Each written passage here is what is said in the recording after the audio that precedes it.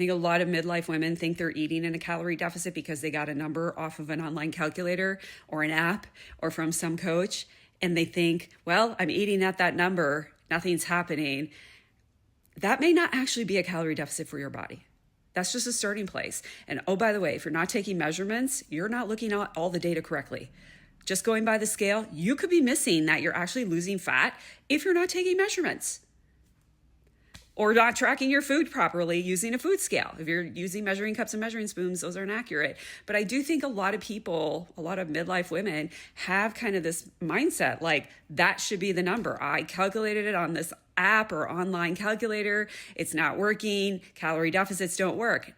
No, it might be you're not looking at the data correctly, you're not measuring and tracking correctly, or the deficit is just not a deficit for your body.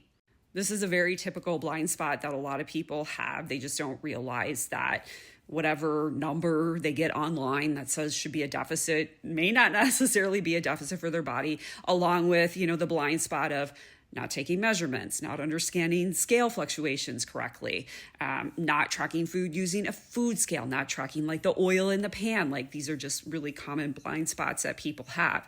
So a lot of times people will think like I'm in a calorie deficit, but really you're not, because you have all these blind spots and you just don't know what you don't know, right? Like this is why working with a coach kind of cuts through all of that nonsense, and they can just like tell you like, this is the stuff you need to focus on. This is what you need to do. This is what's going on.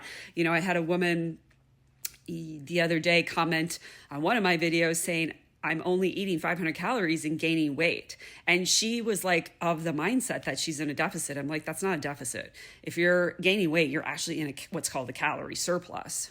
And I am willing to bet $20,000 because I'm so confident about this. She's not eating 500 calories and gaining weight.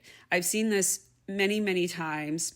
A lot of people just don't realize that, they have their app set at like 500 calories, which is crazy. You shouldn't be eating that little anyways. But a lot of people will have their app set at 500 calories. So mentally they're like, I'm eating 500 calories, even though they're not. So like Monday, Tuesday, Wednesday, they are being good and eating 500 calories. And then Thursday, Friday, Saturday, Sunday, they're eating 3,000 calories, which keeps them at maintenance or in a surplus.